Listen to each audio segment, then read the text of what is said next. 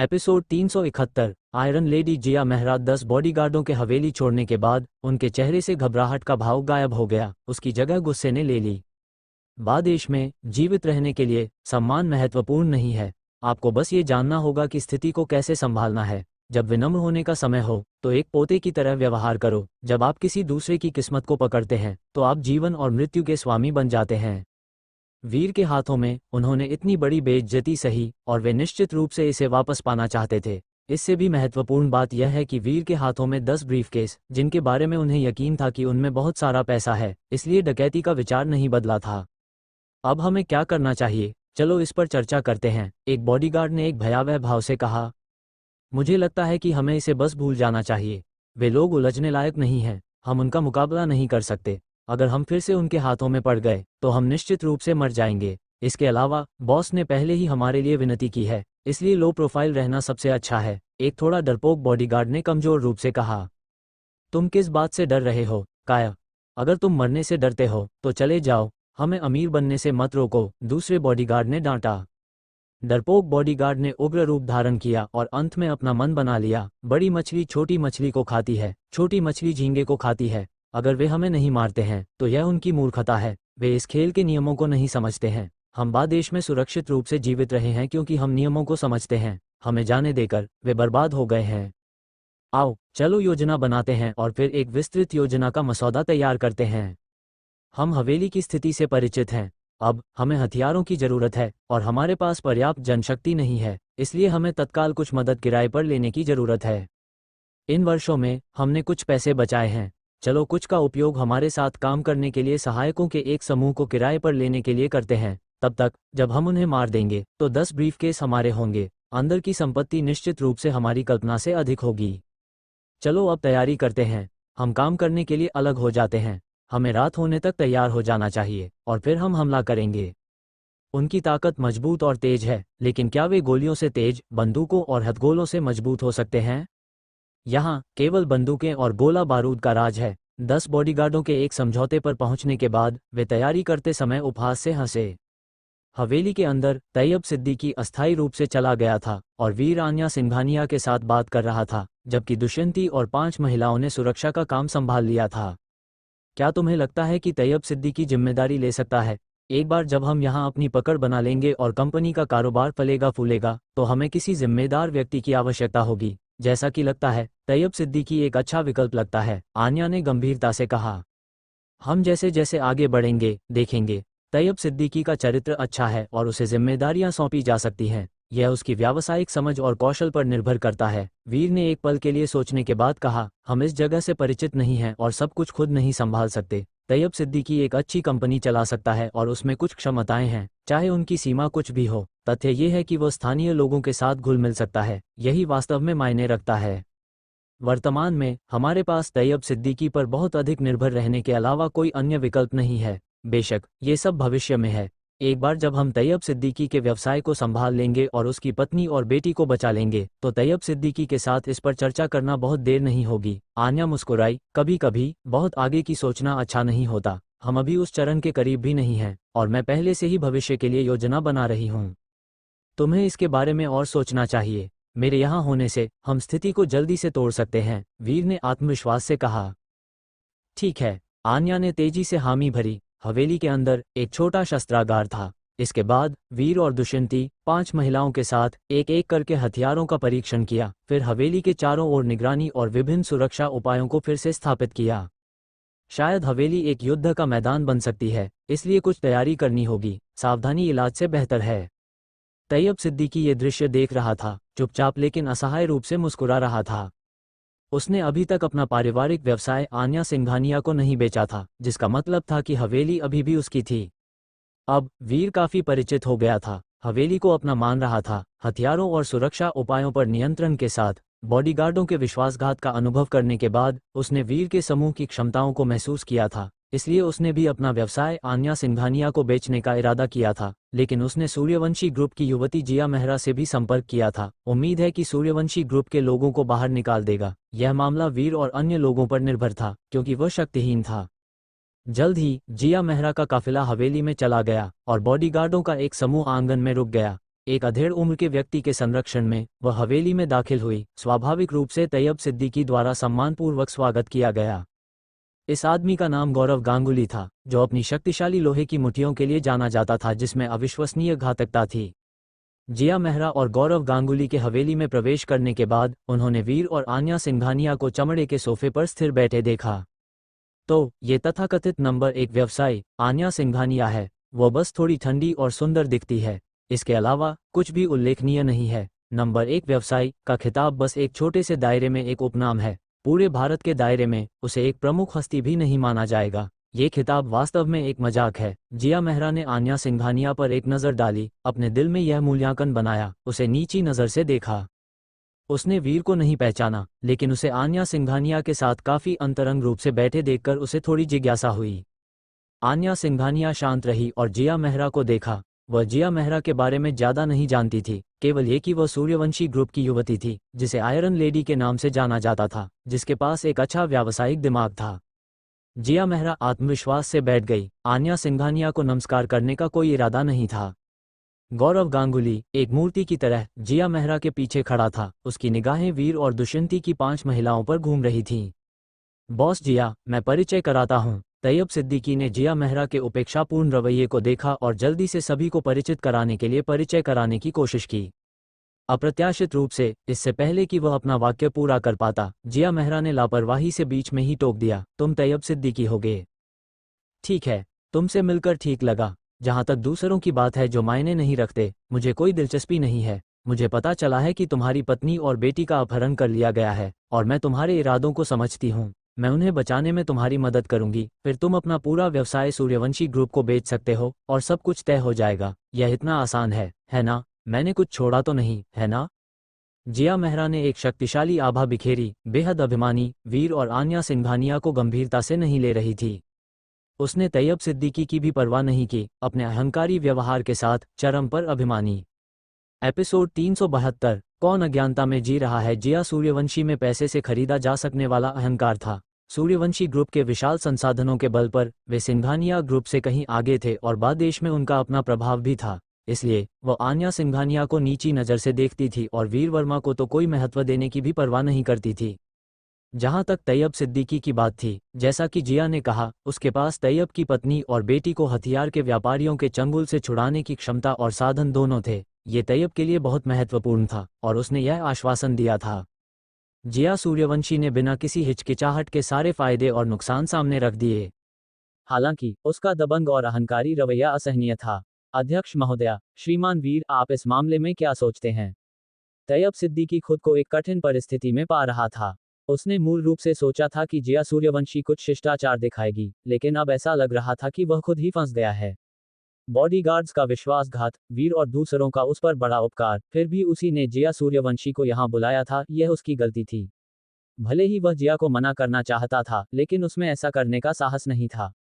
तैयब सिद्दीकी, तुम्हें परेशान होने की आवश्यकता नहीं है। बस अपना कारोबार मुझे बेच दो। तुम्हें दूसरी बातों के बारे में ज्यादा सोचने की जरूरत नहीं है, और न ही दूसरों की राय लेने की आवश्यकता है, जिया ने तिरस्कारपूर्वक कहा। क्या? तैयब ने जिया की ओर देखा, फिर वापस वीर और आन्या की ओर। उसके चेहरे पर एक कड़वी मुस्कान थी, लेकिन वह अपनी कठिनाइयां व्यक्त नहीं कर सका। सुश्री जिया, लगता है आप यहाँ कुछ ज्यादा ही अधिकार जता रही हैं।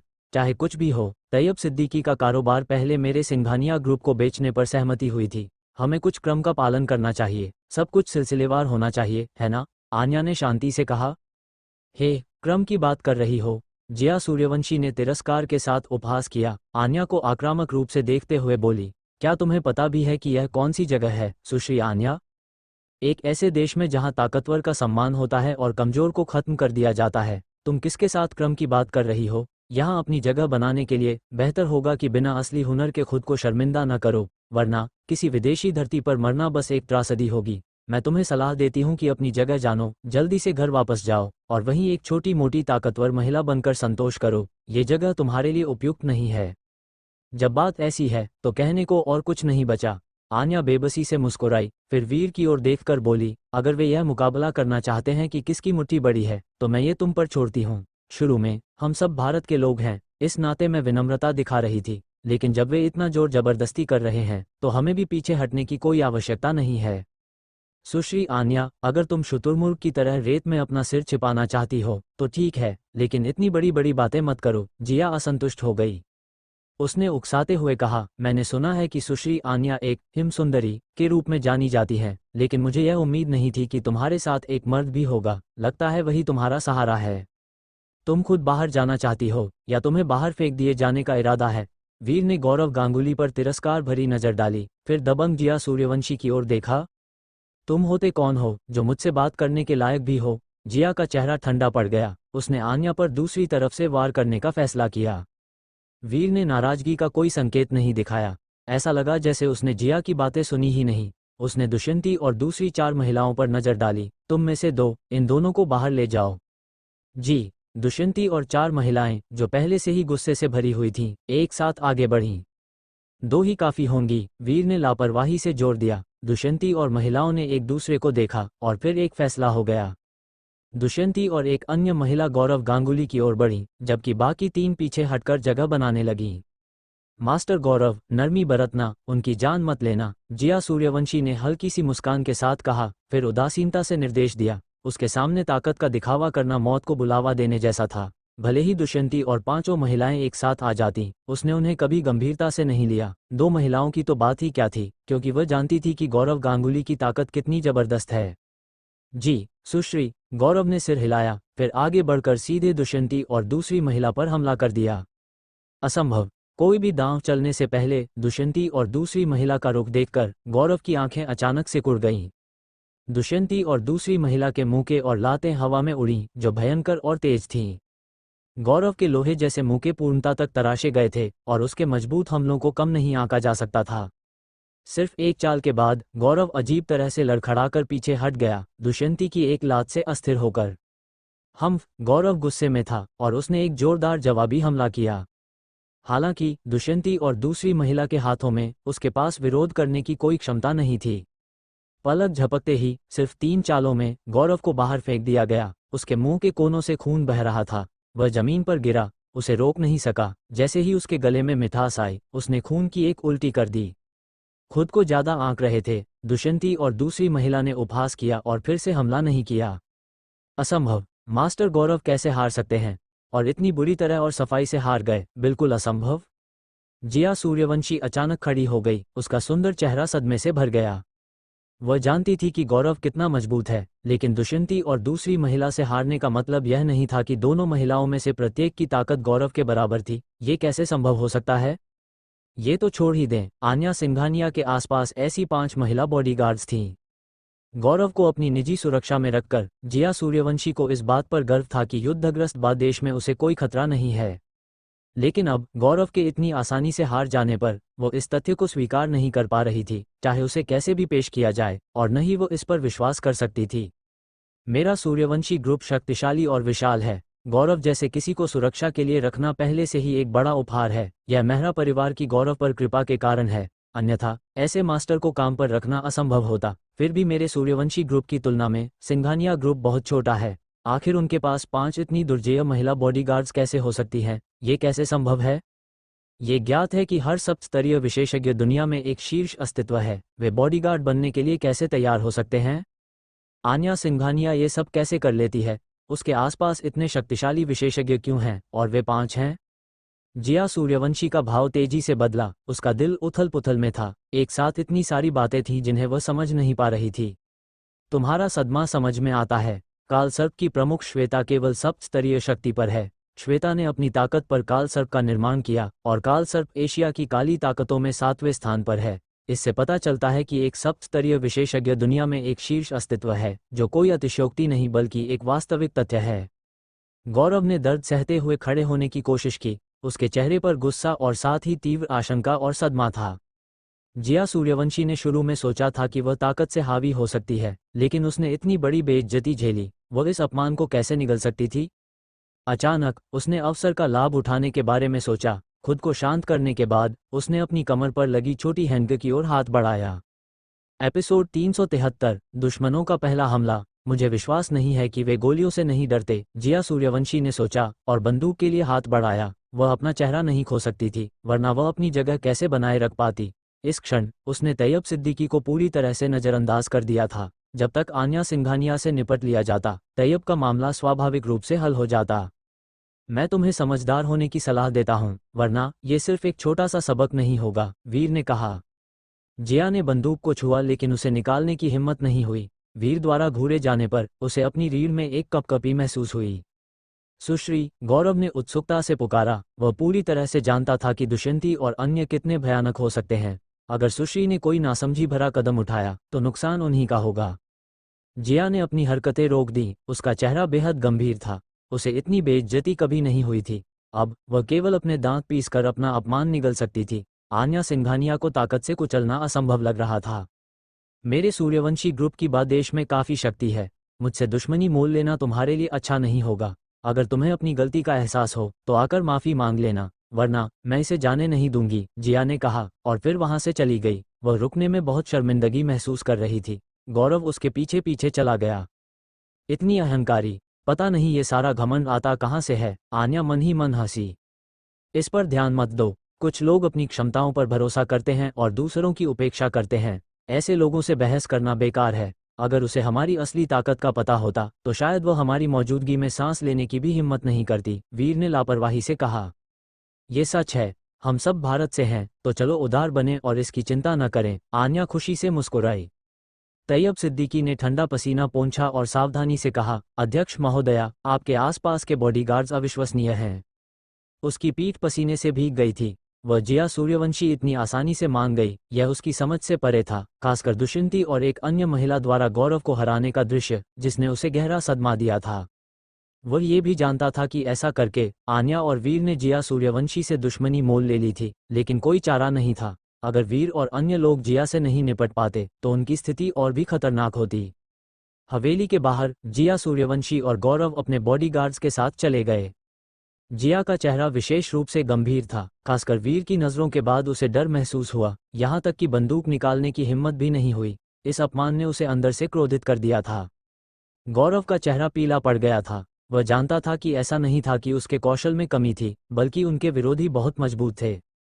सुश्री, वे 5 महिला बॉडीगार्ड्स को कम नहीं आंका जा सकता, हर एक मेरे जितनी ही मजबूत है, गौरव ने गंभीरता से कहा। अगर मैं एक का सामना करूं तो मैं बराबरी का मुकाबला कर सकता हूं, लेकिन अगर 2 हमला करें तो मैं 30 चालों के भीतर मारा जाऊंगा। एक पल रुककर उसने आगे कहा, और वह आदमी, हालांकि मैं उसकी ताकत का अंदाजा नहीं लगा सकता, वह बहुत खतरनाक लगता है, वह शायद और भी मजबूत है। जिया ने निराशा में अपनी आंखें बंद कर लीं, एक गहरी सांस छोड़ी और गुस्से से कहा, मैंने कभी उम्मीद नहीं की थी कि आन्या सिंघानिया के पास इतने शक्तिशाली मास्टर्स होंगे, काफी आश्चर्यजनक है। अब हमें क्या करना चाहिए? क्या सुश्री तैयब सिद्दीकी की संपत्ति छोड़ने की योजना बना रही हैं? गौरव ने पूछा। छोड़ दूं? असंभव। मैंने इतनी बड़ी बेइज्जती सही है, मुझे इसका दोगुना बदला लेना होगा। सिंघानिया ग्रुप मेरे सूर्यवंशी ग्रुप से मुकाबला करने की हिम्मत करता है, खुद को बहुत ज्यादा आंक रहा है। उन्हें विनाश के लिए तैयार रहना चाहिए, जिया ने शातिर तरीके से कहा। स्वॉर्म मर्सनरीज को लोगों को यहाँ लाने का निर्देश दो। मैं चाहती हूँ कि आन्या सिंघानिया और अन्य लोग इस विदेशी भूमि में मर जाएं। अगर वे मेरा विरोध करने की हिम्मत करते हैं तो उन्हें मरने के लिए तैयार रहना चाहिए। यहाँ बंदूकों और तोपों के दायरे में व्यक्तिगत ताकत हालांकि महत्वपूर्ण है, गोलियों और तोपखाने के सामने नहीं टिकेगी। रास्ते में आन्या सिंघानिया और उसके लोगों से निपटने के बाद मैं सिंघानिया ग्रुप को अपने सूर्यवंशी ग्रुप में मिला लूंगी, एक तीर से 2 शिकार। समझ गया। गौरव सहमत हो गया। उसके मन में भी नाराजगी थी। वह जानता था कि सुश्री ने आन्या सिंघानिया और दूसरों को कम आंका था, फिर भी उसने उसे चेतावनी नहीं दी। एक बार जब स्वॉर्म मर्सनरीज और अन्य लोग हमला करेंगे और समय सही होगा तो आन्या और उसके समूह को गोलाबारी के तहत खत्म करना आसान होगा। स्वॉर्म मर्सनरीज एक भाड़े का समूह जिसे सूर्यवंशी ग्रुप बाद देश में नियंत्रित करता है। जल्द ही अंधेरा छा गया। वीर और आन्या के बाद देश में आने की पहली रात शुरू हुई।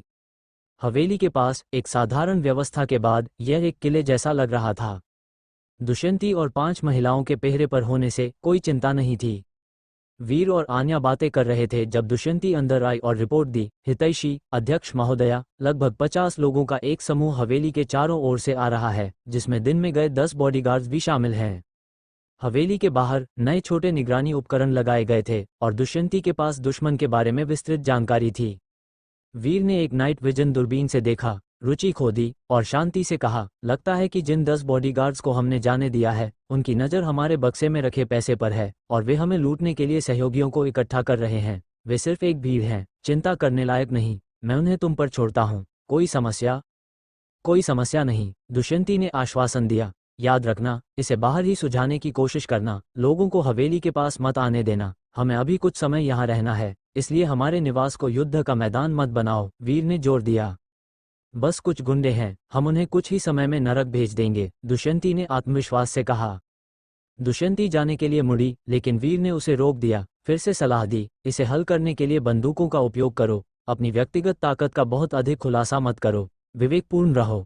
हम संभावित दुश्मनों को अपनी वास्तविक क्षमता को समझने नहीं दे सकते। अगर हम यहाँ कोई कदम उठाते हैं तो हम अनिवार्य रूप से दूसरों के हितों को प्रभावित करेंगे और ध्यान आकर्षित करेंगे, जिसका मतलब है कि दुश्मन पीछे आएंगे। हम जानते हैं कि क्या करना है, दुष्यंती ने जवाब दिया और चली गई। जल्द ही गोलियों की आवाज गूंजने लगी, गोलियां गरज उठीं, रात में ठंडी चिंगारियां चमक उठीं। कभी कभी चीखें भी सुनाई देतीं, जो गिरते हुए जीवन के संकेत थे। दुष्यंती और 5 महिलाएं यमदूतों की तरह हमलावर दुश्मनों का संहार कर रही थीं। मुझे उम्मीद थी कि यह शांतिपूर्ण नहीं होगा, लेकिन मैंने यह उम्मीद नहीं की थी कि बादेश इतना अराजक होगा। पहली ही रात हमलों का सामना करना पड़ेगा, आन्या ने असहाय होकर कहा। यहाँ कोई न्याय नहीं है, केवल वे जिनके पास अधिक बंदूकें और सैनिक हैं वे ही सही हैं, वीर ने समझाया। आन्या ने जल्दी ही यहाँ की हर चीज के साथ तालमेल बिठा लिया। वीर और आन्या दूर की चमक और विस्फोटक धमाकों को देखते रहे, उनके दिल बेहद शांत थे। इस समय तैयब सिद्दीकी चौंक कर जाग गया और आक्रामक रूप से उनके पास दौड़ा। एपिसोड 374, किसी को न छोड़ने के पीछे का सच। क्या हुआ? तैयब सिद्दीकी घबराकर दौड़ा आया, डर से कांपते हुए उसने पूछा। वीर ने उदासीनता से सब कुछ समझाया, जिससे तैयब सिद्दीकी हक्का बक्का रह गया। वह थोड़ा खोया हुआ और दुखी था। बोला, मुझे पहले ही सोच लेना चाहिए था। मेरे बॉडीगार्ड्स मुझे धोखा दे सकते थे क्योंकि उन्होंने अनुमान लगा लिया था कि श्रीमान सिंघानिया के पास बड़ी मात्रा में कैश है। इसमें कोई आश्चर्य नहीं कि उन्होंने लूटने का जोखिम उठाया, भले ही उनकी जान बख्श दी गई। धन का लालच उन्हें हताश होकर ऐसा करने पर मजबूर कर सकता था। आप कैसे उम्मीद कर सकते थे कि बॉडीगार्ड्स आभारी होंगे और एक नया पत्ता पलटेंगे? बादेश में नैतिकता की कोई बात नहीं होती। पैसा बहुत से लोगों को पागल करने के लिए काफी है। यह एक ऐसा राष्ट्र है जहां आप पैसे के लिए अपनी आत्मा बेच सकते हैं। न्याय की उम्मीद करना एक मूर्खतापूर्ण और निराशाजनक कार्य है। अपने कानों में गूंजती घनी गोलियों की आवाज सुनकर, जो अलग अलग जगहों से आ रही थी, तैयब सिद्दीकी ने चिंता से पूछा, श्रीमान सिंघानिया, श्रीमान वीर, क्या आपके लोग इसे सुलझा सकते हैं? ऐसा नहीं है कि मुझे उन 5 महिलाओं की ताकत पर भरोसा नहीं है। गोलियों की आवाज को देखते हुए बहुत सारे लोग हैं, मुझे डर है कि वे संख्या में कम पड़ सकती हैं। आपको चिंता करने की जरूरत नहीं है, बस जाकर आराम करें, ज्यादा समय नहीं लगेगा और सब कुछ शांत हो जाएगा, आन्या ने सलाह दी। आराम? क्या मैं आराम से रह सकता हूँ? तैयब सिद्दीकी का मुंह टेढ़ा हो गया। उसने कड़वाहट से सोचा, एक कड़वी मुस्कान के साथ, फिर कहा, श्रीमान सिंघानिया के आसपास के लोग कई और सक्षम हैं, मुझे आश्वस्त होना चाहिए, लेकिन मैं चिंतित हूँ।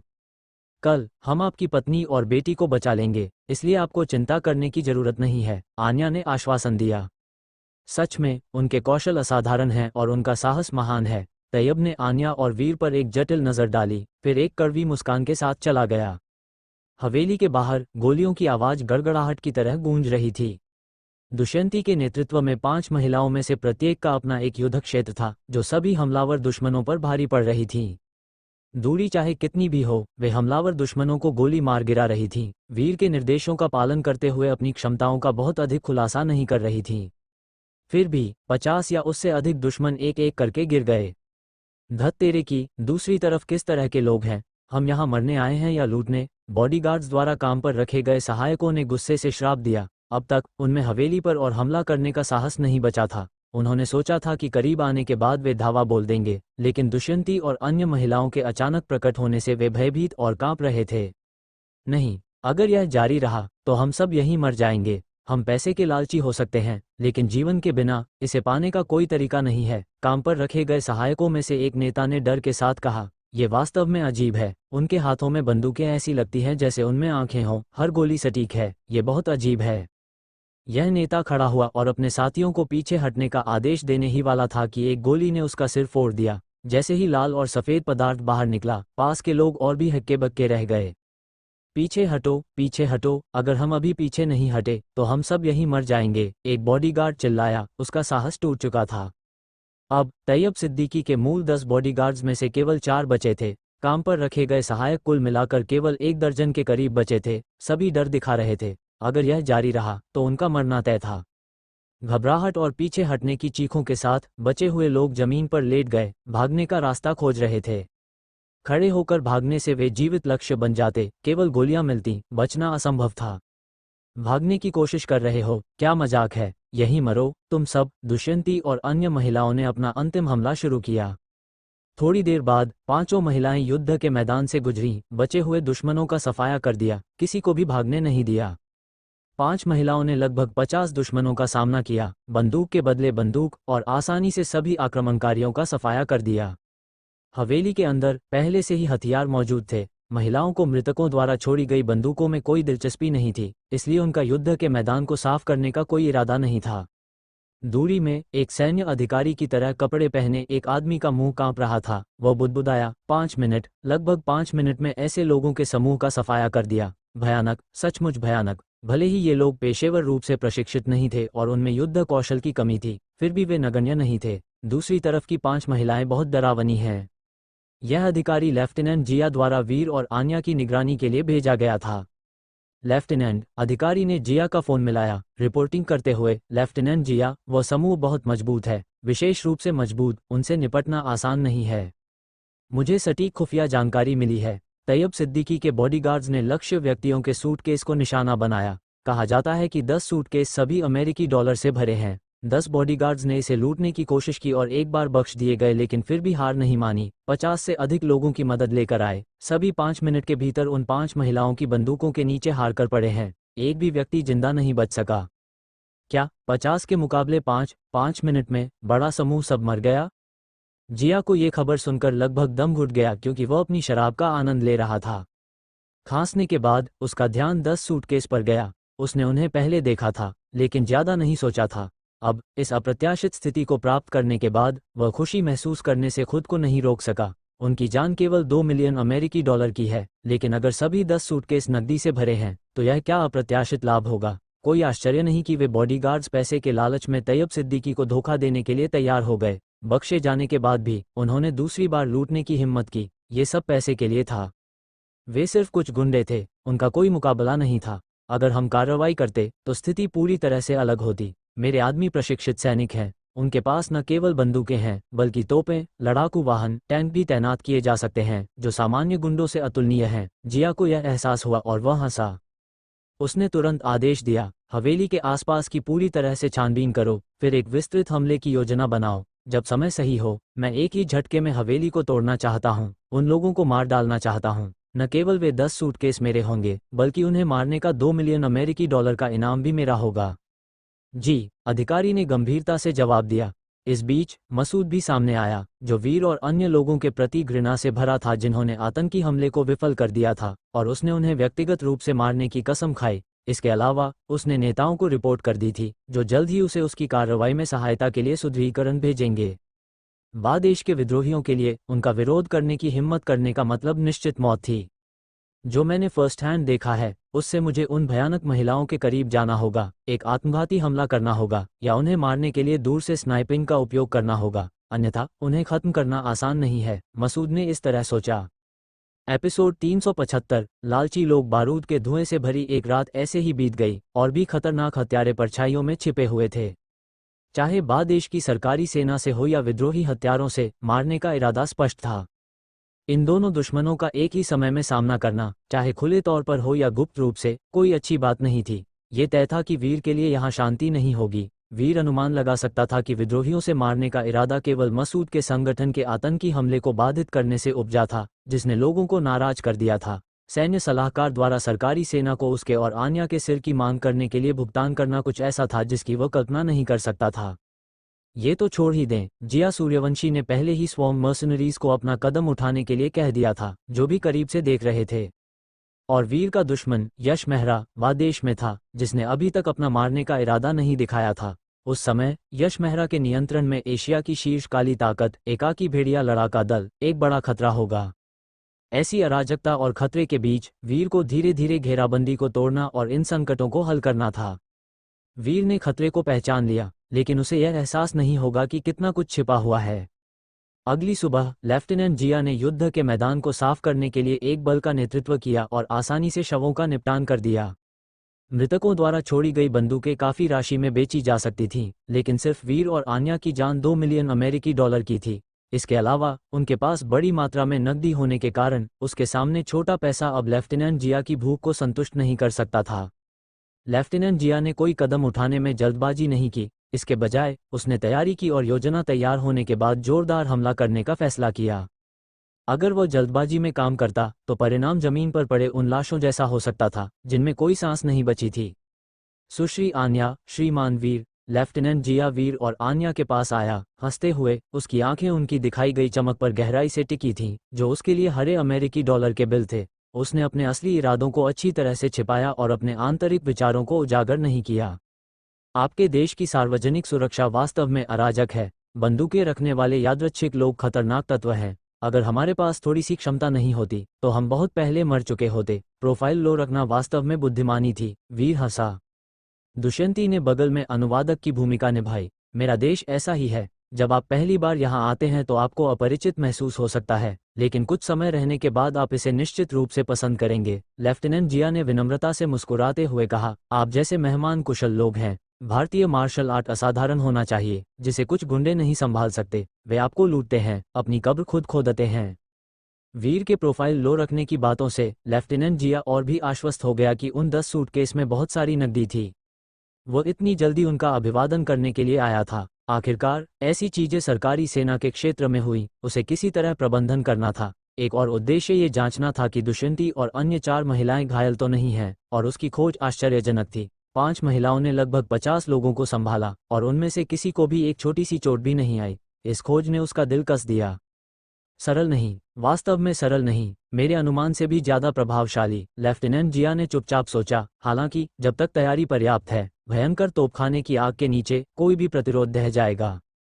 उसे यह आत्मविश्वास और यह क्षमता थी। मुझे पहले कुछ मामलों को संभालना है। यदि आप फिर से ऐसी परेशानियों का सामना करते हैं तो आप मुझसे मदद मांग सकते हैं और मैं आपकी सहायता करूंगा। लेफ्टिनेंट जिया ने इन सुखद शब्दों को छोड़ने से पहले अपने आदमियों को लेकर चला गया। तैयब सिद्दीकी बाहर निकला। जाते हुए लेफ्टिनेंट जिया और अन्य लोगों पर एक नज़र डाली और याद दिलाया, अध्यक्ष महोदया, श्रीमान वीर, जिया जनरल अरुस के आदमियों में से एक है। जनरल अरुस अतृप्त रूप से लालची है और बादेश की सरकारी सेना के भीतर अत्यधिक प्रभाव रखता है। जब तक पैसा है, कुछ भी किया जा सकता है। अरुस के अधीन अधिकारी अधिक से अधिक लालची हैं। जिया से निपटने में सतर्क रहना सबसे अच्छा है। हम दांव समझते हैं। आन्या ने निस्संदेह लेफ्टिनेंट जिया की लालची मानसिकता को समझा। अध्यक्ष महोदया की अंतर्दृष्टि प्रशंसनीय है, तैयब सिद्दीकी ने ईमानदारी से कहा। ठीक है, हम और कोई अनावश्यक बात नहीं करेंगे, आन्या ने दृढ़ता से कहा। कल फिरौती का भुगतान करने और अपनी पत्नी और बेटी को वापस लाने की अंतिम तिथि है। आज हम इस मामले को सुलझा लेंगे।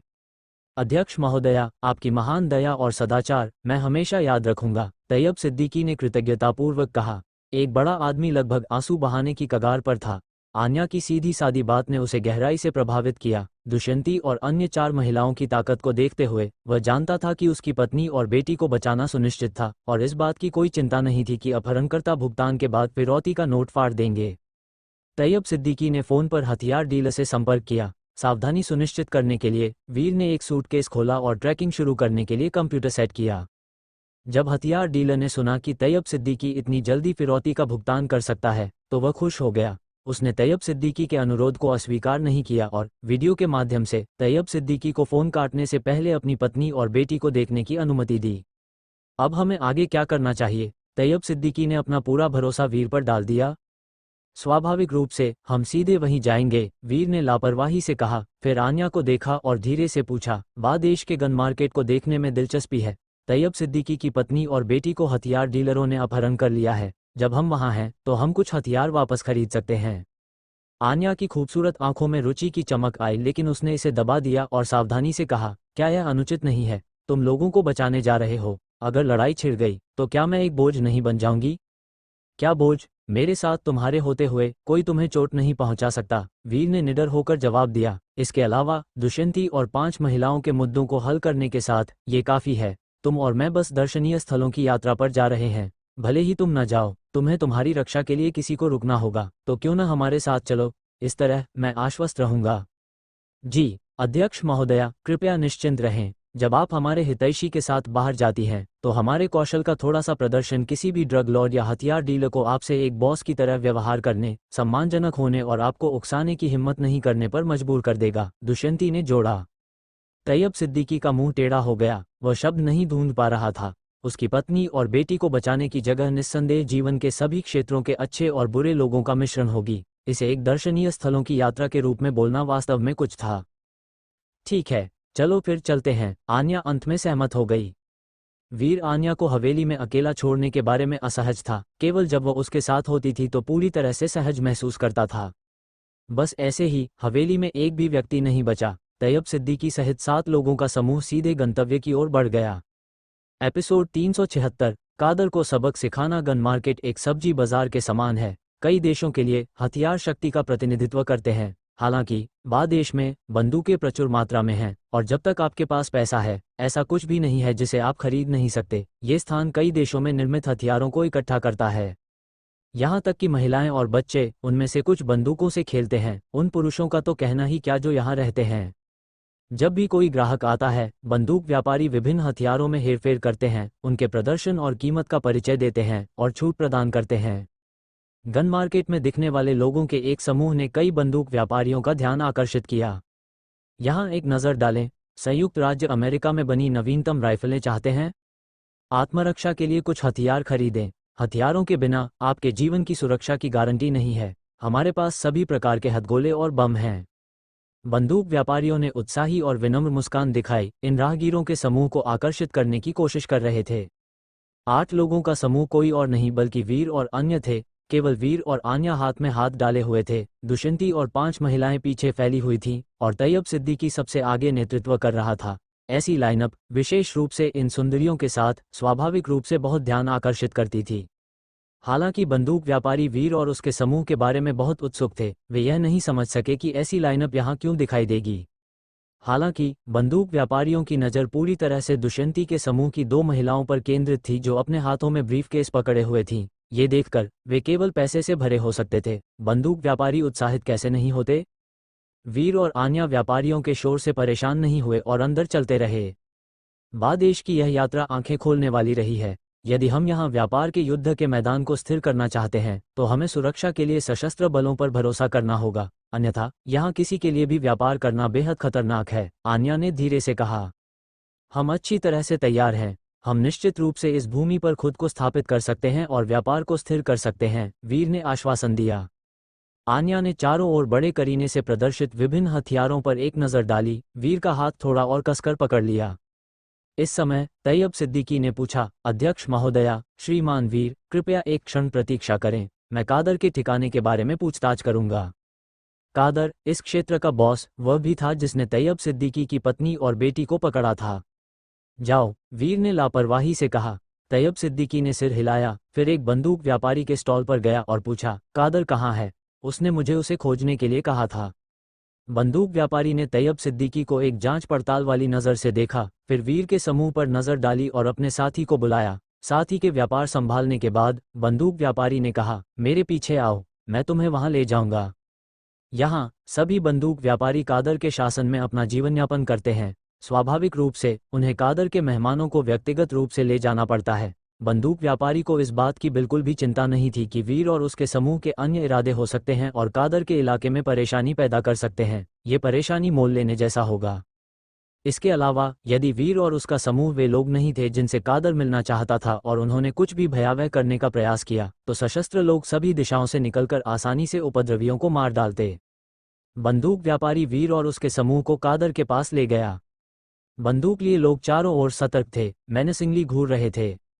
तैयब सिद्दीकी ने दुष्यंती से एक सूटकेस लिया, उसे खोला और कहा, यहाँ 2 मिलियन अमेरिकी डॉलर हैं जिन पर हम सहमत हुए थे। कादर, मेरी पत्नी और बेटी कहाँ हैं? मुझे उम्मीद है कि तुम अपना वादा निभाओगे और उन्हें रिहा कर दोगे। जरूर, जरूर, कादर ने अस्पष्ट रूप से बड़बड़ाया। उसकी दाढ़ी मूंछों से उसकी तेज आंखें और भी भयानक लग रही थीं। उसने कुटिलता से मुस्कुराते हुए कहा, मुझे लगता है कि ये तुम्हारे सहायक हैं। डर है कि मैं सौदा तोड़ दूंगा या बंधकों को रिहा किए बिना पैसे ले लूंगा, इसीलिए तुम मदद लेकर आए हो। लेकिन मैं ये जानने के लिए बहुत उत्सुक हूं कि ये भारत के लोग कितने काबिल हैं, खासकर यह आदमी और औरत जो हाथ में हाथ डाले हुए हैं। वे यहाँ क्या कर रहे हैं? मेरे इलाके को एक पर्यटक स्थल समझ रहे हैं, हाथ में हाथ डालकर दर्शनीय स्थलों की यात्रा करने आए हैं? दुष्यंती ने एक अनुवादक के रूप में काम किया, फुसफुसाते हुए जल्दी से समझाया। बस एक छोटा मोटा गली का गुंडा, फिर भी इतना अहंकारी होने की हिम्मत करता है। उसके कठोर शब्द अक्षम्य हैं। इसे एक चेतावनी समझो। यदि वह अज्ञानी बना रहा तो उसके जीवन को एक चींटी की तरह कुचल दिया जाएगा। वीर ने ठंडक से कहा। कादर और उसके आदमियों को डराने के लिए उसे कुछ ताकत दिखानी पड़ी, अन्यथा उनका सम्मान नहीं किया जाता। दुष्यंती के अनुवाद के बाद कादर गुस्से में था। उसके इलाके में इतनी बड़ी बड़ी बातें करने की हिम्मत असहनीय। वह चिल्लाया, कुछ भारतीय महिलाएं और एक आदमी जीना नहीं चाहते, मैं उनकी इच्छा पूरी करूंगा। मैं यहाँ का मालिक हूँ और तुम्हारी सजा की घोषणा करता हूँ। आदमी को मार डालो, महिलाओं को बच्चे पैदा करने के लिए रख लो। इन शब्दों के साथ बंदूकें तुरंत वीर और उसके समूह पर तन गईं। उन्हें सबक सिखाओ, वीर ने शांति से निर्देश दिया। दुष्यंती की 5 महिलाएं आगे बढ़ीं, कादर के आदमियों पर हमला कर दिया। कुछ ही समय में उन्होंने अपनी संख्या से 2 गुने लोगों को ढेर कर दिया था और इन लोगों की बंदूकें 5 महिलाओं के हाथों में आ गईं। गोली मत चलाना। जमीन पर पड़े लोग डर गए। बंदूकें अपनी ओर तनी देखकर उन्होंने आत्मसमर्पण का इशारा किया। उनकी आंखों में डर भरा था। दुष्यंती की 5 महिलाओं के हाथों में उन्हें अपनी बंदूकें खोने से पहले प्रतिक्रिया करने का भी समय नहीं मिला। वे अपने विरोधियों के हाथों में पड़ गए। उसके बाद एक प्रहार हुआ, इतना दर्दनाक कि वे फिर से उठ नहीं सके। अब वे विशेष रूप से डर गए थे क्योंकि वे समझ नहीं पाए कि महिलाओं ने ये कैसे किया, इसलिए वे बेहद भयभीत थे। तैयब सिद्दीकी हक्का बक्का रह गया। उसने सदमे में वीर को देखा, यह महसूस करते हुए कि वे कादर के इलाके में इतने दबंग तरीके से काम कर रहे थे। बिना किसी हिचकिचाहट के लड़ाई शुरू कर दी, जिसने उसे बहुत आश्चर्यचकित किया। कादर चौंक गया। अचानक एक बंदूक निकाली और वीर और आन्या पर निशाना साधा। उसे एहसास हुआ कि वे मुख्य पात्र थे। हालांकि इससे पहले कि वह निशाना साध पाता, एक वस्तु उसकी बंदूक से टकराई, जैसे कोई गोली बंदूक के शरीर से टकराई हो। उसने चिल्लाया, अपनी पकड़ खो दी। उसका पूरा हाथ दर्द से सुन्न हो गया। वीर ने एक सिक्का फेंका, जिससे ऐसा नुकसान हुआ। इसके बाद कादर का भाव नाटकीय रूप से बदल गया। वह अविश्वास से उन्हें घूर रहा था। वह तुरंत समझ गया, यह महसूस करते हुए कि ये लोग भारतीय मार्शल आर्ट के शक्तिशाली मास्टर थे। भारतीय मार्शल आर्ट इतना शक्तिशाली, ऐसे लोगों से दुश्मनी मोल लेना मुसीबत को दावत देना था। उसने दृश्य पर एक नज़र डाली, अपने आदमियों को नीचे गिराए जाने को याद किया और वीर का हाथ थोड़ा हिला, जैसे कुछ गोली मार दी गई हो, जिससे ये प्रभाव हुआ। उसकी बंदूक दूर जा गिरी, अविश्वसनीय, जैसे किसी विशाल बल ने बंदूक को दूर फेंक दिया हो और उसका हाथ लगभग सनसनी खो चुका था। क्या वे मुझे मारने आए हैं? इस विचार पर वह पूरी तरह से हैरान था।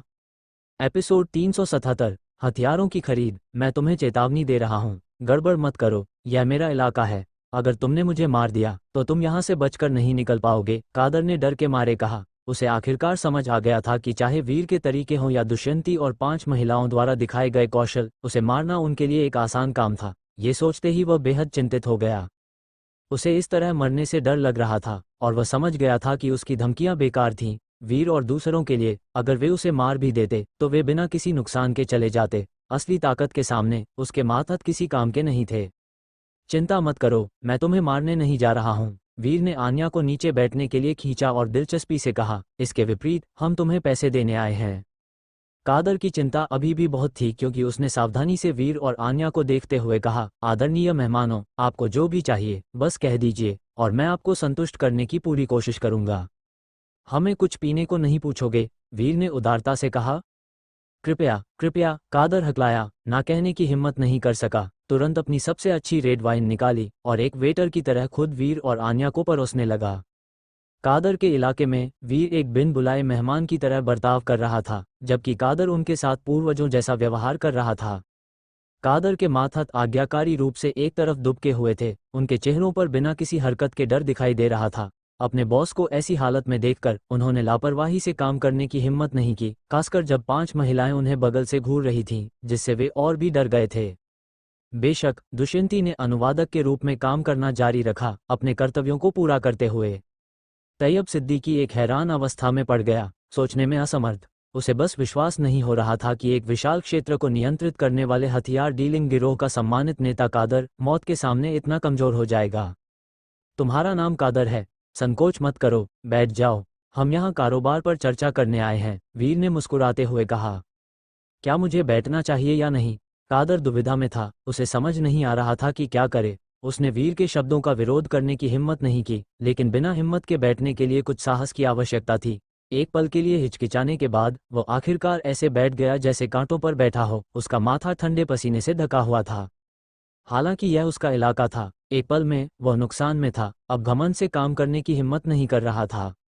जिन लोगों को तुमने पकड़ा है वे कहाँ हैं? उन्हें छोड़ दो, वीर ने हल्के से कहा। हाँ हाँ, कादर ने तैयब सिद्दीकी पर एक नज़र डाली और फिर एक आदेश दिया, 2 मातहतों को नीचे भेजा। ये फिरौती है, वीर ने तैयब सिद्दीकी को देखते हुए कहा। तैयब सिद्दीकी ने जल्दी से 2 मिलियन अमेरिकी डॉलर वाला एक ब्रीफकेस कादर के सामने रख दिया। हरे बिलों को देखकर कादर की आंखें चमक उठीं और फिर मंद पड़ गईं। वह पैसे नहीं ले सकता था। ले लो, ये तुम्हारा पैसा है, विनम्र मत बनो, वीर ने शांति से कहा। क्या मैं सच में इसे स्वीकार कर सकता हूँ? वीर के कोमल भाव को देखकर कादर ने ब्रीफकेस बंद करने के लिए हाथ बढ़ाया, लेकिन वीर पर एक सतर्क नज़र रखी, इस डर से कि वीर उस पर कोई चाल चल सकता है जो परेशानी भरा होगा। जल्द ही तैयब सिद्दीकी की पत्नी और बेटी को ऊपर लाया गया। तैयब सिद्दीकी की पत्नी एक सामान्य महिला थी, जो उसके पहनावे से स्पष्ट था। उनकी बेटी लगभग 7-8 साल की थी और दोनों पर बंधे होने के निशान थे। तैयब सिद्दीकी ने अपनी पत्नी और बेटी को कसकर गले लगा लिया, उत्साह से लगभग रो पड़ा। उनके चेहरों पर डर के भाव बेहद मजबूत थे। क्या मैं आपसे एक प्रश्न पूछ सकता हूँ? वीर ने विनम्रता से पूछा। कृपया पूछिए, कादर ने सहयोग किया। क्या कर्नल गजेंद्र ने तुम्हें इन दोनों का अपहरण करने के लिए कहा था? वीर ने पूछा। कर्नल गजेंद्र तैयब सिद्दीकी की रक्षा कर रहा था, लेकिन तैयब सिद्दीकी को संदेह था कि कर्नल गजेंद्र उससे एक बड़ा लाभ कमाना चाहता है, इसलिए अपहरण किया गया। तैयब सिद्दीकी के संदेह निराधार नहीं थे, बल्कि सबूतों पर आधारित थे। आप पहले से ही जानते हैं? कादर काफी हैरान था। हाँ, ये कर्नल गजेंद्र था जिसने मुझे निर्देश दिया था। शुरू में गजेंद्र तैयब सिद्दीकी के कारोबार को कवर कर रहा था। जब तैयब सिद्दीकी ने अपना कारोबार बढ़ाया तो गजेंद्र एक महत्वपूर्ण हिस्सा चाहता था। जो वह चाहता था वह जानने के बाद वीर ने दुष्यंती पर एक नज़र डाली, जिसने नकदी से भरा एक और ब्रीफकेस खोला। वीर ने विनम्रता से कहा, देखो, मैंने तुमसे कहा था कि मैं पैसे देने आया हूँ, इसलिए तुम्हें चिंता करने की आवश्यकता नहीं है। ये पैसा तुमसे हथियार खरीदने के लिए है, एक महत्वपूर्ण लाभ के लिए। अपनी सुरक्षा की पुष्टि के बाद कादर काफी निश्चिंत हो गया और ईमानदारी से कहा, मैं पहले लापरवाह था, 2 आदरणीय मेहमानों को नाराज कर दिया। मुझसे हथियार खरीदना सबसे बुद्धिमानी भरा विकल्प है। मैं आपको शस्त्रागार दिखाता हूँ। ठीक है, वीर ने मुस्कुराते हुए सिर हिलाया। शस्त्रागार में माल की तरह प्रदर्शित हथियारों की श्रृंखला को देखते हुए कादर ने गर्व से परिचय दिया, आपके कौशल के साथ साधारण हथियार आपकी आंखों को नहीं भाएंगे। एंटी टैंक गन और रिकॉइललेस राइफलें टैंकों और बख्तरबंद गाड़ियों को सटीक रूप से नष्ट कर सकती हैं। वे आपके लिए सबसे अच्छे हथियार हैं। सच कहूं तो मेरे पास यहाँ केवल एक रिकॉइललेस राइफल है, लेकिन मैं इसे आपको बेच दूंगा। जहां तक एंटी टैंक गन की बात है, मेरे पास 3 हैं, पर्याप्त गोलियों और गोलों के साथ, जो सभी आपको बेचे जा सकते हैं। कादर काफी उदार था, अपने सबसे अच्छे हथियार बेचने के लिए तैयार था, जो व्यक्तिगत युद्ध क्षमताओं को बढ़ाने के लिए उत्कृष्ट उपकरण थे। ठीक है, हम उन्हें ले लेंगे, वीर ने उदारता से कहा। और टैंक और बख्तरबंद गाड़ियां भी, जो अभेद्य खजाने हैं। आदरणीय मेहमानों, क्या आप कुछ चाहेंगे? कादर ने उत्सुकता से एक टैंक के पतवार पर थपथपाते हुए कहा। तुमने अभी अभी एंटी टैंक गन और रिकॉइललेस राइफलों का परिचय दिया, ये कहते हुए कि वे कुछ भी भेज सकती हैं, लेकिन अब तुम कह रहे हो कि टैंक और बख्तरबंद गाड़ियां अभेद्य खजाने हैं। यह विरोधाभासी है ना? अगर मैं एक टैंक पर एंटी टैंक गन से फायर करता हूं तो क्या होगा? वीर ने मुस्कुराते हुए कहा। कादर दंग रह गया, खुद को थप्पड़ मारना चाहता था। एंटी टैंक गन और टैंकों के बारे में बात करते हुए, अगर गन ने टैंक को मार गिराया तो टैंक एक अभेद्य खजाना कैसे हो सकता है? अगर टैंक ने एंटी टैंक गन की गोलियों को रोक दिया तो गन कुछ भी कैसे भेज सकती है? एक विशेषज्ञ जैसा कोई नहीं। कादर का भाव जल्दी से बदल गया, आत्मविश्वास से कहा, निश्चिंत रहें, आपकी पसंद सही है। ईमानदारी से, यहाँ के टैंक और बख्तरबंद गाड़ियाँ एंटी टैंक गन और रिकॉइललेस राइफलों के हमलों का सामना नहीं कर सकती। वीर को खुश करने के लिए उसके पास ये स्वीकार करने के अलावा कोई विकल्प नहीं था।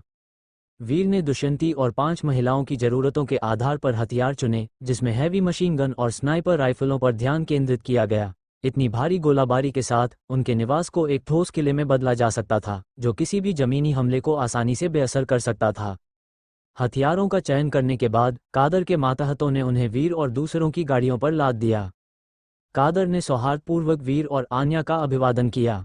एपिसोड 378 स्वॉर्म लड़ाकों का हमला। कादर बहुत अधिक उत्साही था। उसने अच्छी शराब निकाली और वीर और आन्या के लिए डाली। उसके चेहरे पर एक खिली हुई मुस्कान थी। वो पैसे लाने वाले मेहमानों का स्वागत करने से कहीं ज्यादा खुश था। भविष्य में अगर कोई काम हुआ तो मैं फिर तुम्हारे पास आऊंगा, वीर ने शांति से कहा। कोई बात नहीं, कोई बात नहीं, मैं निश्चित रूप से आपकी सहायता करूंगा, कादर ने वादा किया। कुछ ड्रिंक्स के बाद वीर और आन्या चले गए। कादर ने व्यक्तिगत रूप से उन्हें विदा किया। वीर और दूसरों को विदा करने के बाद कादर का भाव अनिश्चित हो गया। उसके एक मातहत ने हिचकिचाते हुए पूछा, हमने अपने सबसे अच्छे हथियार बाहरी लोगों को दे दिए हैं, क्या हमें उन्हें आधे रास्ते में लूटकर सारे हथियार वापस ले लेने चाहिए? मूर्ख, मुझे कितने लोगों को मौत के मुंह में भेजना होगा? हमने अभी अभी अच्छी चीजें बेची हैं, और अगर हम अभी कार्रवाई करते हैं तो क्या यह आत्म विनाशकारी नहीं होगा? कादर ने गुस्से में कहा। तो हमें कब कार्रवाई करनी चाहिए? मातहत ने आगे कहा, जब तक आप आदेश देंगे मैं कार्रवाई करने के लिए तैयार हो सकता हूँ। कार्रवाई? कैसी कार्रवाई? वे लोग सभी कठोर हैं, प्रत्येक के पास भारतीय मार्शल आर्ट है। हम मूर्खतापूर्ण तरीके से खुद को मौत के घाट उतार देंगे। उन्होंने बिना बल का प्रयोग किए पूरी फिरौती सौंप दी और हथियारों के लिए मेरे द्वारा निर्धारित मूल्य पर भी मोलभाव नहीं किया, जो बिना सोचे समझे पैसा खर्च करना था। ये दिखाता है कि वे यहाँ के नियमों को जानते हैं और मुझे बहुत सम्मान दिया। इसके अलावा उन्होंने कौशल दिखाया और अधिक हथियार खरीदने का अनुरोध किया। स्वाभाविक रूप से मैंने सबसे अच्छी चीजें निकाली। अगर वे मेरे हथियारों से संतुष्ट नहीं होते तो मुझे डर है कि मेरे प्रति उनका रवैया अलग होता। कादर एक चालाक व्यक्ति था, हालांकि स्पष्ट रूप से यह नहीं कह रहा था। वह गहराई से समझ गया था कि वीर और दूसरों से उलझना नहीं है। उसने उन्हें नाराज करने की हिम्मत नहीं की। वीर के विनम्र होने के बावजूद अगर वह सीधा नहीं होता तो मरने वाला वह होता। इस बिंदु को समझने से कादर ने यथासंभव विवेकपूर्ण ढंग से काम किया। तो हमें क्या करना चाहिए? बस इस कड़वाहट को निगल लें, मातहत ने गुस्से से पूछा। ये कड़वाहट है या सौभाग्य, यह आपके दृष्टिकोण पर निर्भर करता है। कादर ने एक पल के लिए सोचा और फिर आत्मविश्वास से कहा, लोगों का वह समूह भारत से है जो यहाँ एक कारोबारी युद्ध क्षेत्र खोलने का इरादा रखता है। बादेश में खुद को स्थापित कर सकने वाला कोई भी भारतीय साधारण नहीं है। शायद अगर हम उनके साथ अच्छे संबंध बनाते हैं तो हमारे लिए लाभ बहुत बड़ा होगा। अगर हम दुश्मन बन जाते हैं तो हम ये भी नहीं जान पाएंगे कि हम कैसे मरते हैं। ये सिर्फ कुछ लोग हैं, हमारे पास इतने सारे लोग हैं और हम उनसे डरते हैं, मातहत ने कहा। तुम मूर्ख, क्या तुम जानते हो कि डर क्या है? कब कार्रवाई करनी है और कब पीछे हटना है, ये जानना ही जीवित रहने का तरीका है, कादर ने डांटा। वो अच्छी तरह से समझ गया था कि वीर के हाथ से एक सिक्के के सिर्फ एक झटके से यह एक गोली से कम गति और विनाशकारी शक्ति नहीं रख सकता था। केवल इसी आधार पर वीर एक दानव की तरह था, बिल्कुल भी उकसाने लायक नहीं, या यह निश्चित मौत का रास्ता होगा। कर्नल गजेंद्र के बारे में हम कैसे समझाएंगे? मातहत ने विषय को दूसरी चिंता में बदल दिया। बस फिरौती भेज दो। कर्नल गजेंद्र, जो पैसा देखता है, तैयब सिद्दीकी की पत्नी और बेटी के जीवन और मृत्यु की परवाह नहीं करेगा। वह केवल एक संतोषजनक आंकड़ा प्राप्त करने की परवाह करता है, कादर ने कहा। वीर और उसकी पार्टी 2 कारों में आई थी और 3 में चली गई।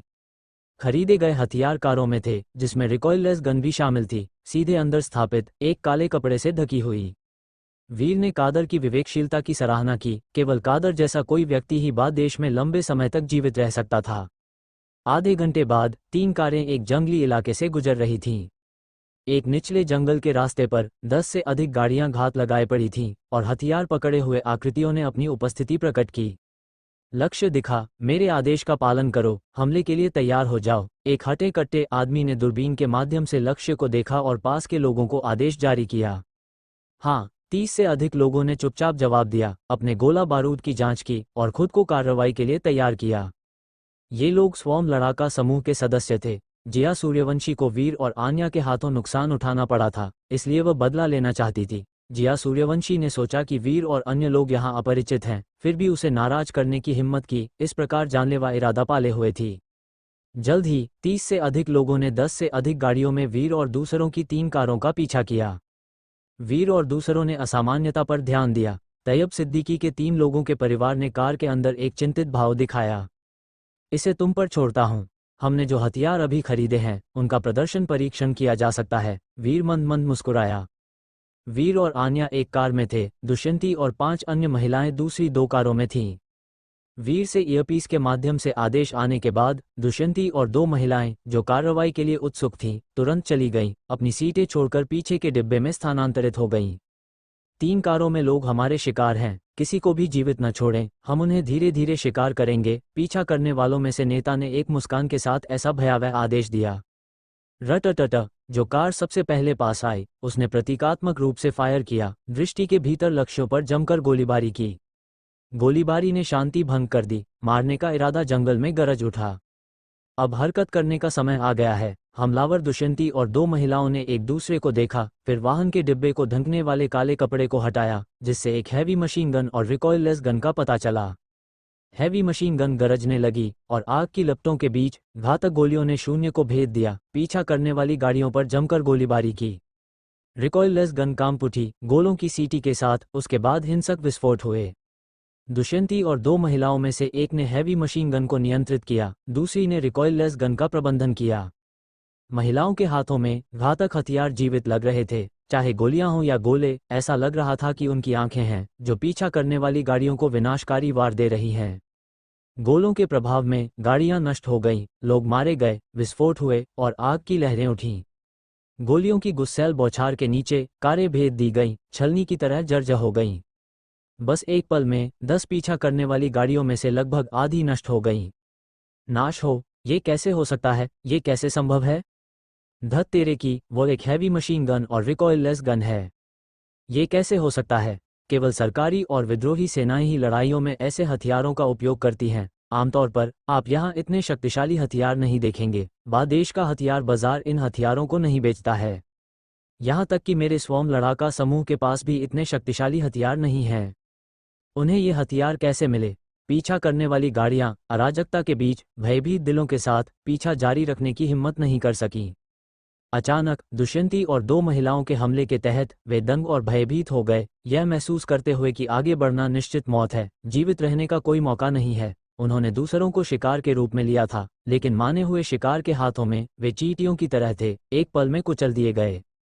एपिसोड 379, लेफ्टिनेंट जिया का हमला। स्वयं लड़ाका समूह, जिसमें 30 से अधिक अच्छी तरह से प्रशिक्षित लड़ाके थे, जो 10 से अधिक वाहनों द्वारा परिरक्षित थे, ने मूल रूप से 3 कारों में वीर और अन्य का शिकार करना आसान पाया, लेकिन इस अचानक बदलाव ने उन्हें अचंभित कर दिया। बस एक पल में उन्होंने आगे पीछा करने की हिम्मत नहीं की। 3 कारों को छोड़कर जो बरकरार रहीं और 10 से कम लोग अभी भी जीवित थे, बाकी सब कुछ पूरी तरह से मिटा दिया गया था। हटे कट्टे नेता ने जाते हुए शिकार को देखा, उसकी नज़र जटिल थी। उसके सामने पलटी हुई कारें जल रही थीं और आग की लहरों के नीचे शव चटक रहे थे। प्रमुख हटे कट्टे आदमी ने अपनी घबराहट को दबाया और स्वयं लड़ाका समूह के नेता महाबली को फोन किया। काम हो गया? महाबली ने धीरे से पूछा, उसका लहजा निश्चितता और उदासीनता से भरा था। नहीं, ये गलत हो गया, हटे कट्टे आदमी ने जटिलता से कहा। दूसरी तरफ ने एक हैवी मशीन गन और एक रिकॉइललेस तोप का प्रदर्शन किया, जिससे हम लगभग मिट गए। अगर मैं जल्दी से नहीं बचता तो हम पूरी तरह से नष्ट हो जाते। क्या? फिर से कहो, महाबली ने असंतुष्ट होकर चिल्लाया। ये सिर्फ कुछ महिलाएं और एक आदमी है, तुम इतना छोटा काम नहीं कर सके। उनके पास इतने शक्तिशाली भारी हथियार कैसे हो सकते हैं? क्या तुम जिम्मेदारी से बच रहे हो और मिशन में विफल होने के कारण बातें बना रहे हो? प्रमुख, मैं ऐसा करने की हिम्मत नहीं करूंगा। 3 मिनट से भी कम समय में मेरे आसपास के सभी लोग चकित हो गए और फिर मर गए, हटे कट्टे आदमी ने कहा और महाबली के लिए वीडियो खोला ताकि वह अपने सामने का दृश्य देख सके। वापस हटो, महाबली ने ये कहा और फिर कॉल समाप्त कर दिया। ये कैसे संभव है? ये कैसे संभव है? महाबली ने अविश्वास में चिल्लाया और जल्दी से जिया सूर्यवंशी से संपर्क किया, रिपोर्टिंग करते हुए, सुश्री, हम लक्ष्य को खत्म करने में विफल रहे और इसके बजाय भारी नुकसान उठाया। 30 से अधिक आदमी और 10 से अधिक वाहन दुश्मन की भारी गोलाबारी के तहत नष्ट हो गए। केवल 8 बचे और 3 वाहन बरकरार रहे, बाकी या तो उड़ा दिए गए या गोलियों से छलनी हो गए। जैसे ही उसने ये कहा, उसका दिल खून के आंसू रो रहा था। स्वयं लड़ाका समूह ने कभी इतना बड़ा नुकसान कब उठाया था? क्या तुम मजाक कर रहे हो? जिया सूर्यवंशी ने अविश्वास में कहा। सुश्री, मैं ऐसा करने की हिम्मत नहीं करूंगा, महाबली ने स्थिति को विस्तार से समझाया। जिया सूर्यवंशी ने अपना फोन एक तरफ फेंक दिया। जैसे ही वो दोपहर का भोजन कर रही थी, उसने निराशा में मेजपोश खींच लिया, जिससे भोजन पूरे फर्श पर बिखर गया। सुश्री, क्या हुआ? गौरव गांगुली ने भ्रम में पूछा। 30 से अधिक लोग, और न केवल वे आन्या सिंघानिया को मारने में विफल रहे, बल्कि उन्हें भारी नुकसान भी हुआ। यह स्पष्ट है कि आन्या सिंघानिया, जो अभी अभी बाद देश में आई है और यहाँ कोई नींव या प्रभाव नहीं है, उसके पास हैवी मशीन गन और रिकॉइललेस तोपों जैसे शक्तिशाली हथियार कैसे हो सकते हैं। ये वास्तव में हैरान करने वाला है, जिया सूर्यवंशी ने कहा। उसकी आंखें भ्रम से चौड़ी थीं। बाद देश में ऐसे हथियार सबसे भारी गोलाबारी का प्रतिनिधित्व करते हैं। फिर भी जो हथियार वह भी प्राप्त नहीं कर सकी, वे आन्या सिंघानिया के समूह द्वारा बाद देश में उनके दूसरे दिन ही प्राप्त कर लिए गए। ये कैसे संभव है? क्या? गौरव गांगुली दंग रह गया, लगभग अपनी जीभ काट ली। वीर और उसके समूह को ले जा रही 3 कारें सड़क पर चली गईं। जल्द ही उन्होंने पता लगा लिया कि उन पर हमला करने कौन आया था, क्योंकि स्वॉर्म लड़ाका समूह का अपना प्रतीक था। खुलेआम हमला करना, मिशन को पूरा करने और स्वॉर्म लड़ाका समूह की ताकत का प्रदर्शन करने के लिए। किसने सोचा होगा कि जिया सूर्यवंशी इतनी बेरहम होगी, इतनी आसानी से जान ले लेगी। वह वास्तव में घिनौनी है, आन्या ने गुस्से से कहा। हमारे पीछे आने की हिम्मत करना वास्तव में कुछ हिम्मत दिखाता है। हम सुनिश्चित करेंगे कि जब हम नीचे उतरे तो उसे एक कठोर सबक सिखाएं, वीर ने शांति से कहा। जिया सूर्यवंशी बहुत घमंडी है, सोचती है कि बाद देश में उसका प्रभाव उसे सबसे ऊपर रखता है। आन्या ने ठंड से कहा, अगर उसे हमारी शक्ति के बारे में पता चलता तो वह डर के मारे कांप जाती। वे हवेली लौट आए और थोड़ी देर आराम किया। अपनी पत्नी और बेटी के लिए आवास की व्यवस्था करने के बाद तैयब सिद्दीकी ने सभी औपचारिकताएं पूरी की। पलक झपकते ही तैयब सिद्दीकी की कंपनी और यह हवेली सिंघानिया ग्रुप की संपत्ति का हिस्सा बन गई। तैयब सिद्दीकी के पास अपने देश वापस अपनी पत्नी और बेटी को ले जाने के अलावा कोई दूसरा विकल्प नहीं था। यही एकमात्र रास्ता उसके लिए बचा था। बॉस सिंघानिया, श्रीमान वीर, धन्यवाद। आपके बिना मेरे परिवार की सुरक्षा की गारंटी नहीं होती। तैयब सिद्दीकी ने ईमानदारी से अपना आभार व्यक्त किया और फिर माफ़ी मांगी। मैं यहाँ 2 और दिन रुकने की योजना बना रहा हूँ। उम्मीद है कि आप दयालु होंगे और मुझे बाहर नहीं निकालेंगे। मैं अपने मामले निपटाने के बाद चला जाऊँगा। वो अब किसी और की छत के नीचे रह रहा है, और इसके अलावा श्रीमान वीर के आसपास होने का मतलब पूर्ण सुरक्षा है, इसलिए वह रहता है। कहीं और जाने से महत्वपूर्ण जोखिम हो सकते हैं। जब से यह पुष्टि हुई थी कि उसकी पत्नी और बेटी के अपहरण के पीछे का व्यक्ति कादर द्वारा निर्देशित कर्नल गजेंद्र था, वह बहुत चिंतित है। डर है कि गजेंद्र फिर से उसके पीछे आ सकता है, जो चीजों को और जटिल बना देगा। बॉस सिद्दीकी, आपकी भविष्य की योजनाएं क्या हैं? आन्या ने धीरे से पूछा। बॉस सिंघानिया, मुझे बस छोटा तैयब कहिए। अब मैं खुद को बॉस कैसे मान सकता हूँ? तैयब सिद्दीकी ने कड़वाहट से जवाब दिया। उसकी विपत्ति के दौरान उसके अंगरक्षकों ने उसे धोखा दिया, जो उसी व्यक्ति द्वारा आयोजित किया गया था जिसे उसकी रक्षा करनी थी। उसने लगभग अपनी पत्नी और बेटी को खो दिया था। परिवर्तनों की श्रृंखला ने उसकी मानसिकता को गहराई से बदल दिया। बेशक वह आन्या और वीर के प्रति कृतज्ञता रखता है। हमारा सिंघानिया ग्रुप यहाँ के कारोबारी युद्ध क्षेत्र में प्रवेश करने का इरादा रखता है और उसे एक प्रभारी की आवश्यकता है। क्या आप इच्छुक होंगे? आन्या ने तैयब सिद्दीकी की राय का सम्मान करते हुए पूछा, बिना उनकी पिछली दया का लाभ उठाए। मैं आपकी और आपके परिवार की सुरक्षा का आश्वासन दे सकता हूँ, ये सुनिश्चित करते हुए कि आपको इस तरह की और समस्याओं का सामना नहीं करना पड़ेगा, वीर ने जोड़ा। तैयब सिद्दीकी जम गया। आन्या को बढ़ती कृतज्ञता के साथ देख रहा था। उसने गंभीरता से इस पर विचार करना शुरू कर दिया। आन्या द्वारा दिखाए गए सम्मान से गहराई से प्रभावित महसूस कर रहा था। उसकी दया, बिना मांगे थोपे, उसके साथ गहराई से गूंज उठी। वीर और दुष्यंती की क्षमताओं को देखने के बाद सुरक्षा उसकी चिंताओं में सबसे कम थी। सिंघानिया ग्रुप के विशाल उद्यम, घरेलू स्तर पर भी प्रसिद्ध, मुझे पसंद करना मेरा परम सौभाग्य है। अगर मेरी आवश्यकता है तो मैं निष्ठापूर्वक अपना सब कुछ समर्पित कर दूंगा, अथक योगदान दूंगा। तैयब सिद्दीकी ने गहन चिंतन के बाद अपना निर्णय लिया। उसे क्या पता था, यह निर्णय जल्द ही उसे बाद देश में काले और सफ़ेद दोनों दुनियाओं का शोषण करने में एक प्रमुख व्यक्ति बना देगा। 3 घंटे बाद, जैसे ही रात होने वाली थी, लेफ्टिनेंट जिया ने व्यक्तिगत रूप से एक शक्तिशाली दल का नेतृत्व करते हुए हवेली को घेर लिया।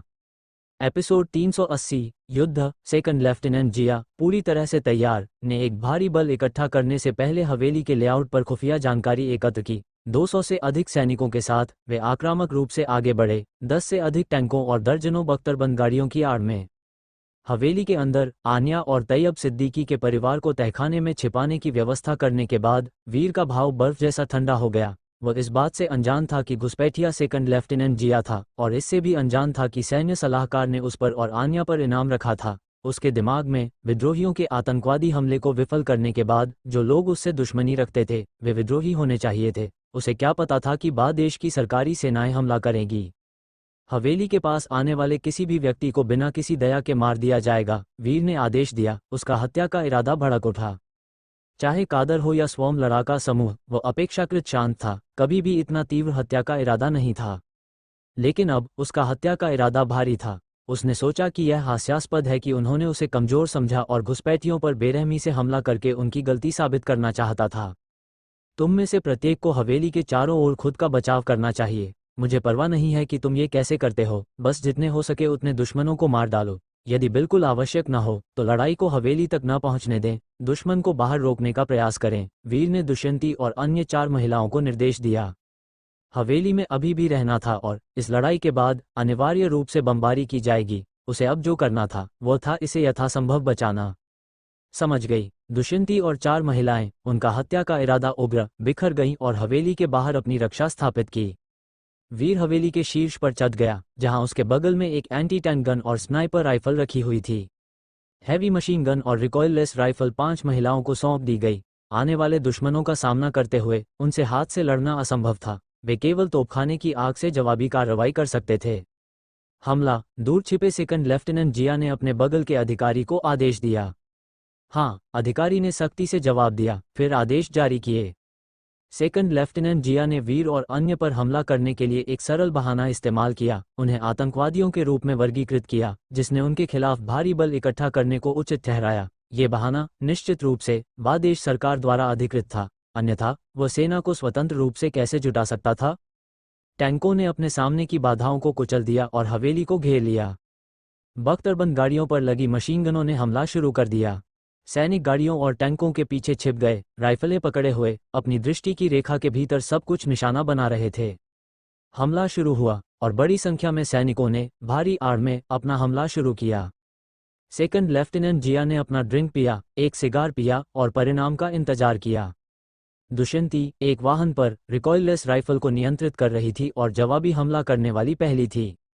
एक गोला सीटी बजाता हुआ आगे बढ़ा, एक बख्तरबंद गाड़ी पर गुस्से में टकराया। परिणामी विस्फोट ने पास के सैनिकों को तबाही में भेज दिया। दुष्यंती आड़ के पीछे छिपी हुई रिकॉइललेस राइफल का संचालन करते हुए अपने अगले लक्ष्य की तलाश कर रही थी। रटटट। दुष्यंती के जवाबी हमले ने गोलियों की बौछार खींच ली। टैंकों ने उसकी स्थिति पर निशाना साधा क्योंकि उन्होंने फायरिंग शुरू कर दी। गुस्से में गोले दागे। दुष्यंती ने एक दूसरा गोला दागा, एक और लक्ष्य वाहन को नष्ट कर दिया और साथ ही कई सैनिकों को भी खत्म कर दिया। उस क्षण अन्य 4 महिलाओं ने अपना हमला शुरू कर दिया और हैवी मशीनगनों की दहाड़ गूंज उठी, जिसमें गोले के खोल छलक रहे थे। इस हमले के दौर ने घुसपैठियों को कुछ नुकसान पहुंचाया, लेकिन दुश्मन बहुत अधिक थे। एक बार जब 5 महिलाओं के छिपने के स्थान उजागर हो गए तो वे अनगिनत गोलियों और यहां तक कि तोपखाने के गोलों से भर गए। अपनी सुरक्षा सुनिश्चित करने के लिए चलते समय 5 महिलाओं ने अपना जवाबी हमला जारी रखा। हवेली के ऊपर से वीर ने फायर किया। उसके नीचे एंटी टैंक गन थी। उसकी फायरिंग दर तेज थी। प्रत्येक शॉट के साथ बैरल के झटकों के बीच एक टैंक अनुपयोगी हो जाता था। तकनीकी प्रगति के साथ एंटी टैंक गन शीर्ष स्तरीय टैंकों को खत्म नहीं कर सकती थी, लेकिन इन मौजूदा टैंकों को नष्ट करना आसान था, ये देखते हुए कि बादेश का तकनीकी स्तर एंटी टैंक गन के प्रतिरोधी टैंकों का उत्पादन नहीं कर सकता था। वीर ने अपने सभी लक्ष्यों को टैंकों पर केंद्रित कर दिया। प्रत्येक शॉट एक विनाशकारी गोली को अंतरिक्ष के माध्यम से चीखते हुए अपने इच्छित लक्ष्य को नष्ट करने के लिए भेजता था। उसका एकमात्र उद्देश्य टैंकों को नष्ट करना था। तभी टैंकों से 5 महिलाओं को होने वाले नुकसान को कम किया जा सकता था। शेष बख्तरबंद गाड़ियां और सैनिक उनके लिए बहुत कम खतरा पैदा करते थे। केवल टैंकों के पास वे नहीं पहुंच सकती थीं या नष्ट नहीं कर सकती थीं। इसलिए जब तक सभी टैंक अक्षम नहीं हो जाते, वह अपना निशाना नहीं बदलेगा। बख्तरबंद गाड़ियां विस्फोटित हुईं, टैंक पंगु हो गए और सैनिक दर्द में चिल्लाए। दूरबीन के माध्यम से ये देखते हुए सेकंड लेफ्टिनेंट जिया उन्मत्त हो गया। गुस्से में अपना गिलास तोड़ दिया। क्या हो रहा है? उनके पास इतनी भयंकर गोलाबारी कैसे है? क्या यह नहीं कहा गया था कि तैयब सिद्दीकी के पास केवल कुछ टूटी हुई बंदूकें थीं? योजना ने एक आकस्मिक हमले से लक्ष्यों को मारने का निर्देश दिया था। ये कैसे हो सकता है?